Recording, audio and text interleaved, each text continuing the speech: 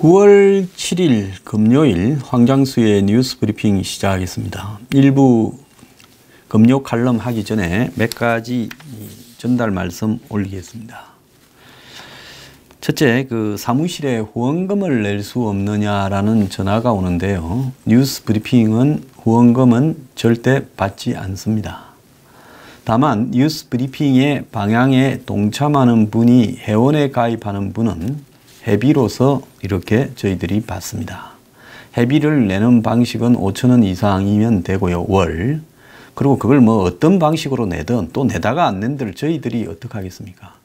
그래서 자동 이체를 하시건 어떻게 한꺼번에 내시건 그것은 자유고요. 일단 들어와서 내다가 안 내셔도 저희들은 그 부분에 관이 없습니다. 1년을 계산을 해서 그래서 월 5,000원 이상씩 들어오지 않으면 이제 회원 자격이 사라지게 되겠죠. 다만 회원을 가입하실 때 여러 번 생각을 해보고 그래도 해야 되겠다 생각하실 때 이렇게 해주시기를 부탁드립니다. 자, 이런 말씀을 드리는 이유는 뉴스 브리핑은 저의 취지에 공감하는 분들과 같이 가는 부분이기 때문에 억지로나 이렇게 하실 이유는 전혀 없고요. 또 저희들은 구청과 국세청에 연결되어서 통장을 공개하고 하고 있기 때문에 법적으로 전혀 조사나 수사를 받을 이유가 없다라는 것. 이것은 하도 사무실에 물어오시기 때문에 제가 말씀드리는 부분입니다. 그건 걱정하지 마시고 회원가입 의사가 있는 분만 하시기를 바랍니다. 그리고 회원가입 하신 뒤에 괜히 했다 이런 생각을 하실 분은 절대 하지 말기를 부탁드립니다. 자, 별별 특강이 한 주 쉬었는데요. 객주로 하는데 지난번에 한 번 쉬었습니다. 내주 수요일 오후 6시 40분에 당산동 사무실에서 합니다. 아마 이사는 10월 중순쯤에 하게 될 것 같습니다. 그건 나중에 별도로 공고 드리겠습니다. 그래서 이번 주의 주제는 문정권의 남은 미래 어찌 될 것인가 하고 1부에서는 정치적인 조건, 2부에서는 경제적인 조건을 중심으로 이야기를 드리도록 하겠습니다. 그리고 금주부터 특별한 만남이라는 코너 이전에도 잠깐씩 있었는데 이 부분을 통해서 주말에는 컨텐츠가 토일에 각 3개씩 올라갔는데 금주에는 하나 추가되어서 양희선 세무사라는 분이 나와서 현재 세금에 관련되는 정치적 문제부터 디테일한 부분까지를 해설을 합니다. 특별한 만남은 있을 때도 있고 또 어떨 때는 없을 때도 있고 이런 식으로 그때그때 편성해서 필요시에 컨텐츠가 추가되는 방식으로 그렇게 진행됩니다. 자, 많은 시청 부탁드리겠습니다. 자, 일부 오늘 금요 칼럼은요. 막연한 평화 시구 심리에 가득 차서 지금 대북 사기 쇼를 강 건너 불 보듯이 바라보면서 잘 되겠지라고 생각하는 국민들, 이런 국민의식, 그리고 교조적인 친북 이념에 교조적으로 확신을 가지는 이런 정권, 이 두 가지가 지금 합쳐져서 한마디로 국가 안보가 해체되어 가고 있다고 생각을 합니다. 흔히 안보가 해체되고 있다 이러면 태극기 든 분들이 상습적으로 이야기를 하는 부분이라고 생각하기 쉬운데요. 저는 그렇지 않다고 생각합니다. 이번에 특사단이 가서 뭘 이렇게 갖고 왔습니다. 내용을 보면 18일, 20일 사이에 2박 3일로 평양에서 정상회담이 열린다. 그리고 그 이전에 개성공단 남북연락사무소를 미국이 지랄하거나 말거나 간에 연다. 이거고요. 국내적으로는. 그리고 대외적으로는 비핵화와 관련해서는 김정은이 트럼프 첫 임기 2021년 1월까지 이 비핵화를 완성한다. 볼턴이 전달한 말은 4.27 판문점 회담 때는 1년 이내에 비핵화를 하겠다고 문재인이 미국 측에 말했다. 그렇게 돼 있는 거 아닙니까? 그럼 그보다도 1년 이내라면 2019년 4월 27일까지 해야 되는 거죠. 그런데 이 김정은은 1년 9개월을 연장을 더 시켰습니다. 근데 그 연장시킨 기간 안에 비핵화가 될 수 없어요. 물리적으로도 아무리 빨라도 5년이 걸립니다. 그래서 차라리 5년에 걸쳐서 1차에서는 리스트를 정직하게 신고하고 핵 사찰 검증을 받고 그러면 그게 한 1년 걸릴 거다. 2년 차에서는 차례대로 리스트에 있는 대로 이렇게 폐기해 나가겠다. 뭐 3년 차에서는 이 핵무기를 이제 구체적으로 폐기하겠다. 2년 차에서는 핵시설을 폐기하고 그리고 4년 차에서는 미사일이나 다른 대량 살상 무기나 이런 부분이 있는지 없는지 마지막 확인을 받겠다. 5년 차에서는 인력 문제를 정리하겠다. 핵기술 인력. 이런 식으로 해도 5년 안에 한다라는 것은 사실상 어려울 건데 이걸 2021년 1월까지 트럼프 첫 임기 내에 하겠다라는 것은 원래 사기꾼은 어차피 약속을 지킬 생각이 없기 때문에 사기치려고 할 때는 그래 내 돈 좀 빌려줘. 한 달 만에 한 100억 갚아줄게.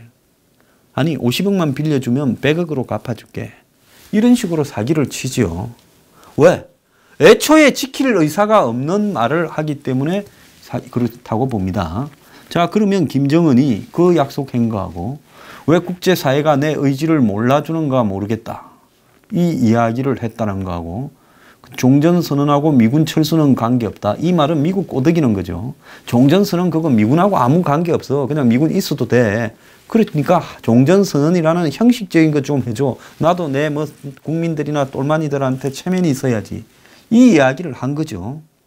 자, 이것 말고 김정은이 한 이야기가 없습니다. 자, 그러면서 김정은이 한 말은 동시 행동 원칙이 중수되면 적극적인 비핵화 조치를 취할 용의가 있다면서 덧붙인 게 뭔가 하면 풍계리 경도가 완전히 영구적으로 사용 불능시켰다. 동창리 미사일 엔진 시험장은 북한의 유일한 ICBM 실험장인데 이걸 폐쇄했기 때문에 ICBM을 이제는 할 수 없다. 그래서 비핵화 조치를 선제적으로 실천했다. 그리고 이걸 왜 안 믿어주냐. 내 의지 좀 믿어주라. 이 이야기를 다 했습니다. 자, 그러면서 김정은이 한 이야기는 트럼프에 대한 신뢰의 변함이 없다. 그래서 미북 간에 어려움이 있지만은 신뢰를 계속 유지하겠다 이랬습니다. 자, 그러니까 요즘 매일 뭐가 터지가지고 시끄러운 트럼프. 백악관 안이 시끌벅적하고 무슨 장관들이 나가니 비서실장이 나가니 또 시끄러워졌습니다. 이 트럼프는 이제 이 문제에 대해서 어제 이 트위터에 또 반응을 올렸습니다. 미국 대통령이요. 대변인을 통해서 입장을 발표하지 않고 적극적으로 침대에 누워서 책상에 앉아서 트위터로 자기가 대변인 역할을 다 해버립니다. 자, 이런 부분들이 얼마나 앞으로 위험하게 작용할지 미국 국민들이 보게 될 거예요. 자, 그래서 트럼프는 변함없는 신뢰를 보내는 김정은에게 함께 해낼 것을 감사한다. 이게 말이 되는 소리인지 아닌지 모르겠지만 어쨌든 이렇게 보냈습니다. 그러면서 이 폼페이오도 긍정적인 메시지를 발표했는데 그보다도 더 긍정적으로 발표했고 다만 트럼프가 이제 한국의 특사단이 곧 미국으로 가서 트럼프한테 보고를 하겠지요. 그걸 들어보고 이제 최종적으로 결정을 할 겁니다. 미국 시간으로 어제 아침에 일어나자마자 트윗을 날린 것 같은데 자, 그 내용을 보면 트럼프가 폼페이오보다 좀 더 온건하게 발표를 했습니다. 어디로 튈지 모르는 사람이기 때문에 실제로 트럼프가 앞으로 이 문제와 관련해서 어떻게 할지는 좀 봐야 될 것 같아요. 자, 정의용은 북한에 갔다 와서 볼턴하고도 통화하고 여기저기에 김정은의 비핵화 의지가 확고하다. 아니, 사기꾼이 갚을 의지가 확고하다라고 말을 하는 것은 그건 사기꾼이 가져야 될 기본적인 덕목입니다. 사기꾼이 말이라도 그렇게 간 쓸게 다 빼줄 듯이 안 하면 사기꾼이 됩니까? 그걸 가지고 감탄하거나 찬사를 보내는 것은 사기꾼에 동조하는 바람잡이에요. 정의용은 나중에 김정은의 바람잡이로 역사에 기록될 거라고 저는 확신을 하고 있습니다. 자, 그렇다면 지금 이런 상황에서 한국의 문재인은 무슨 이야기를 하는가? 저는 거듭 이야기를 하지만 대북 문제에서만 정상으로 돌아가면 문재인 대통령이라는 칭호를 붙여주겠습니다. 근데 그러지 않는 한은 저는 절대 붙일 수 없습니다. 아마 문재인 지지자들이 황장수가 대통령을 하대한다라는데요. 저는 아무리 우리 집안에 아버지가 형편없어도 아버지라고 불러야 되는 것은 맞지만 이것은 집구석의 문제는 집구석 하나 망하면 끝이지만 나라의 문제는 한 번 망하면 돌이킬 수 없기 때문에 제가 정신을 차릴 때까지 이렇게 부를 수밖에 없습니다. 또 대중 앞에는 대통령도 일개 심부름꾼의 1인자일 뿐입니다. 그래서 문재인이라고 부른다고 해서 그것이 위법도 아니고 민주사회에서. 우리가 미국의 트럼프를 트럼프라고 부르지 트럼프 대통령이라고 부릅니까? 지금 군주시대입니까? 존경은 존경심이 우러나와야 부르는 거죠. 저는 정권이 지금 나라를 안보적으로 끌고 가는 부분에서는 그야말로 당선됐으니까 내 마음대로 하고 반대하는 사람들의 의견은 들어볼 필요도 없고 내가 임기 중에 있을 때 비가역적으로 갈 때까지 끌고 가서 대북관계를 알박기를 해버리겠다라고 생각하고 있다고 봅니다. 실제로 이런 이야기가 문재인의 입에서 나왔습니다. 어제 한반도 상황과 관련해서 올해 말까지 되돌아갈 수 없을 만큼 진도를 내는 것이 목표라고 이야기를 했습니다. 문재인은 어제 한국을 방문한 조코 위도도 인도네시아 대통령의 국빈 방한과 관련해서 인도네시아 언론과 서면 인터뷰에서 한반도의 정책의 가장 기본은 다시는 전쟁이 일어나서 안 되는 것이라고 말을 하면서 지금 항구적인 평화 정착을 운운하며 되돌아갈 수 없을 만큼 진도를 내버리겠다. 그래서 올해 안에 종전선언이 이루어진다면 좋겠다라고 이야기를 했습니다. 자, 이걸 보세요. 되돌아가지 못하게 만들어버리겠다. 즉 완전히 진도를 내버리고 이번에 아마 북한에 가면 남북기본협정이라고 해서 4.27 판문점 회담의 업그레이드 버전을 북한하고 발표할 겁니다. 그거는 4.27은 아주 짧은 합의인데 이제 4.27에서 좀 더 진행되고 그때 시간이 지났으니까 좀 더 구상이 많아졌겠죠. 그래서 좀 더 자세해지고 구체적인 앞으로 남북관계의 향후 진행 로드맵과 목표에 대해서 그리고 당장 실행해야 될 문제들에 대해서 남북기본협정이라는 것을 나라와 나라 간의 기본적인 문서 형태로 이렇게 못을 박아서 이것을 발표해버릴 것이라고 저는 듣고 있습니다. 그래서 그것을 국회 비준 처리해서 지금 4.27 판문점 협정 처리해달라는 걸 이제 북한에 갔다 오면 남북기본협정을 국회 비준해달라고 할 거라고 보고 있습니다. 그리고 그 대가로 한반도 신경제지도라고 해서 도로, 가스, 철도, 전력 연결과 더 나아가서 각종 개성공단 같은 공단들 그리고 관광재개 이런 부분들을 다 북한에 약속할 거라고 보고 있습니다. 물론 실행은 단계별로 가겠지만은요, 그것도 알박기로 갈 거라고 보고 있습니다. 자, 대통령이 이러한데 어떻게 대통령이라는 칭호를 옆에 붙일 수 있습니까? 죽었다 깨어나도 저는 못 붙입니다. 그가 자신의 입장을 변경하기 전까지는 저는 절대 그렇게 할 수 없습니다. 또 어제 문정인의 인터뷰에 보면 문정인이 뭐라고 했습니까? 자, 종전협정을 하더라도 평화협정 때까지는 군사분계선, 정전협정, 유엔 사령부 등을 유지할 수 있다. 무슨 선심 쓰듯이 이야기해요. 거꾸로 이야기하면 평화협정이 되면 군사분계선을 유지하지 않겠다라는 이야기잖아요. 그러면 올해 안에 종전협정과 평화협정을 하겠다라는 게 문재인의 목표인데 올해 안에 군사분계선을 없애버리겠다라는 것이 문정인의 말을 보면 나타나잖아요. 실제 지금 휴전선 근처에 GP 철수시키고 또 부대들 통폐합하고 대전차 방어벽 해체하고 그리고 양옆으로 지금 뭡니까?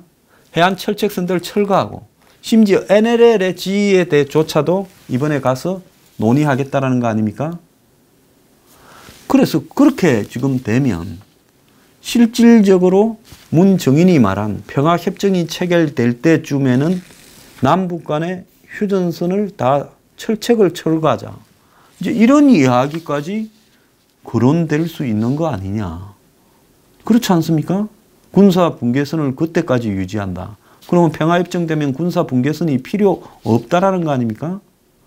자, 북한의 비핵화가 이루어지기 전에 한국은 군사 분계선을 없애고 북한에 대한 군사적 대응 능력을 다 무력화시켜버리고 해체하고 뭘 믿고 합니까? 김정은의 주동아리를 믿고 합니까? 근데 문제는요. 이름에도 불구하고 분노할 줄 모르고 한마디로 이걸 갖다가 수용하고 있는 국민적인 집단 무의식 심리가 무엇이냐. 저는 정신병적 문제라고 생각을 합니다. 자, 막연하게 정권이 하는 일에 나라 팔아먹겠냐. 그리고 평화롭게 지내면 좋지 않겠느냐. 그러면 휴전선 일대 땅값도 오를 거고 북한하고 잘 되면 북한에 가서 장사해 먹을 거리도 생길 거고 북한 땅도 투기할 수 있을 거고 북한 인력들 갖다 쓸 수 있고 이런 부분만 생각해요. 잡아먹힐 생각은 전혀 하지 않고 있다는 겁니다. 그래서 지금 대한민국 국민들이 전쟁 이후 65년을 살면서도 한마디로 북한이라는 체제에 대한 얄팍한 민족의식에 기대어서 그것이 마치 남북 간의 평화가 공존될 수 있을 것처럼 생각하고 있는 이 심리에 대해서 저는 정말 환멸을 느낍니다. 정말로 우리가 북한에 대해서 한 번이라도 믿을 만한 감동받은 순간이 있었느냐.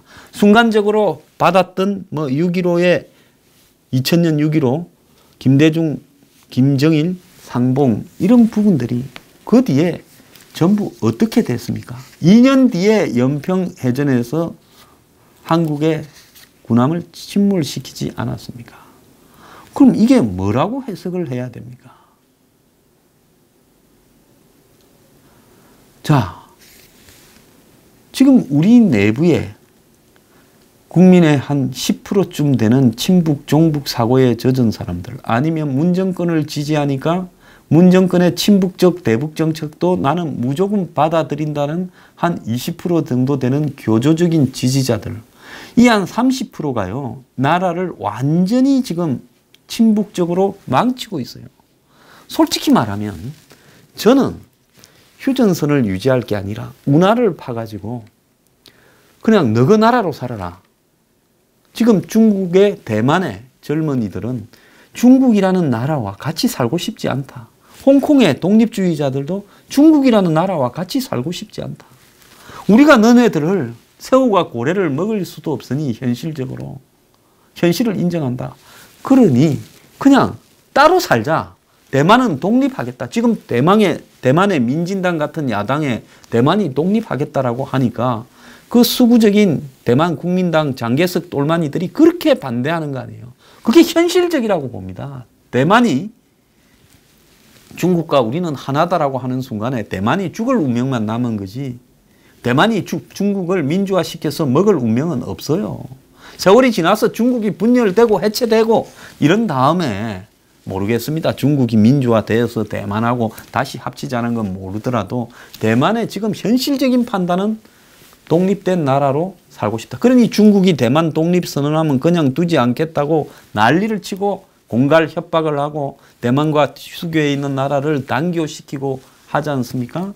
그래가지고 엊그제 나우루라는 섬에서 이 회의가 열렸는데 나우루가 13,000명인데 대만하고 지금 수교하고 있는 몇 안 되는 나라 중에 하나예요. 중국 대표단이 와가지고 큰 소리 치면서 교만하고 오만하게 막 이 회의 진행을 방해하니까 나우루 대통령이 조용히 하라고 끊으니까 그냥 일어나서 그 회의 중에 소리를 쾅쾅쾅 내면서 퇴장을 해버렸대요. 그래서 성명을 냈습니다. 어디서 저렇게 오만 불손한 행동을 중국 대표단이야. 13,000명이 있는 섬나라에서 중국 관광객이 오든 말든 우리는 원칙과 진의를 지킨다고 한 겁니다. 한국이요 정말 나우루의 대통령만큼도 못한 발바닥도 못 따라가고 있어요. 홍콩이 지금 독립해서 살자고 젊은 애들이 시위하고 땅을 만들고 있지 않습니까? 저는 한국이 지금 북한의 저런 행태에 무엇 때문에 우리끼리 잘 살 수 있는데 민족이라는 그런 모호한 목표에 이렇게 합니까? 자, 북한이 한국을 군사적으로 한미 동맹을 유지하는 한 공격할 수 있습니까? 핵을 쓸 수 있어요? 못 써요. 그러면 북한이 핵을 포기할 때까지요. 계속 쪼아서 제재 압박으로 가야 되는 게 원칙이지요. 그럼에도 불구하고 자, 지금 국가적 반역 행위를 저지르고 있습니다. 저걸 설득해서 될 것처럼 하면서 그 사람들의 하나하나 면모를 보면 친북적인 인물이라는 것을 부인할 수 없는 사람들이 배경에 있으면서 북한하고의 지금 협상을 통해서 남북관계가 진전이 되면 비핵화가 이루어진다라는 어디에도 근거가 없고 어디에도 논리적인 연관성을 댈 수 없고 증거를 제시할 수 없는 모호한 말.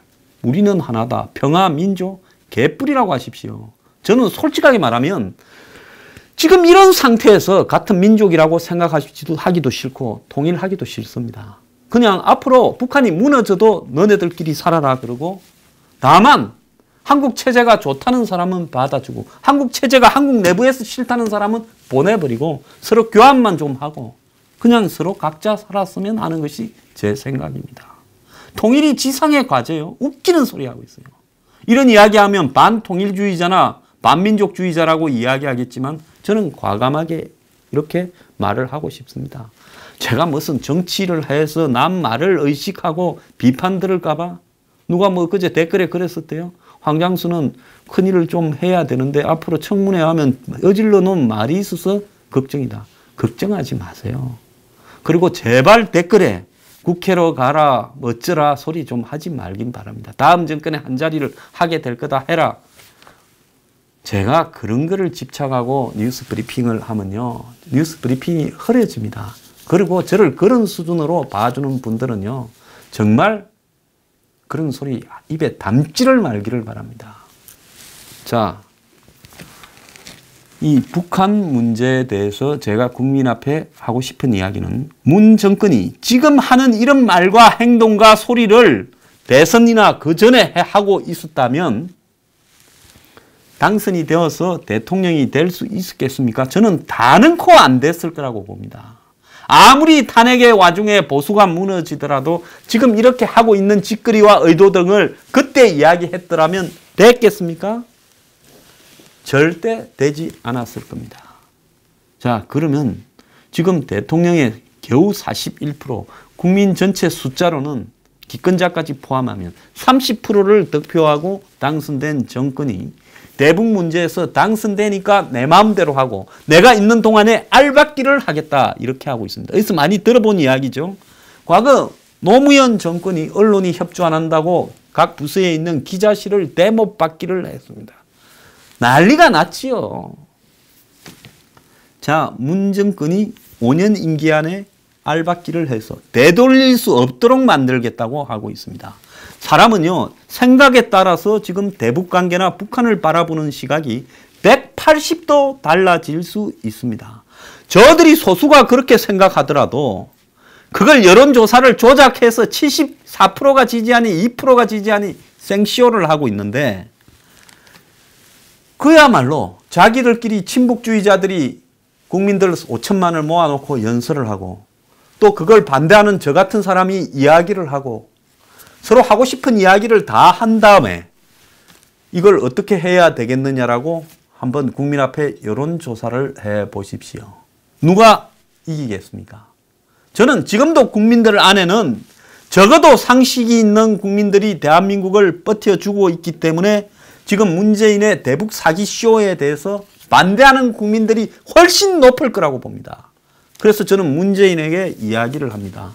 당신 북한에 가서 기본 협정을 맺고 와서 국회에서 비준을 시키기를 원하고 또 북한에 대한 대북 예산 지원을 포함한 한반도 신경제 지도라는 걸 하고 또 뭐가 급하길래 연말이라고 시간을 정해서 정말 여기에서 니김이라고 한마디 하지 않을 수 없습니다. 니김이 이것도 정부입니까?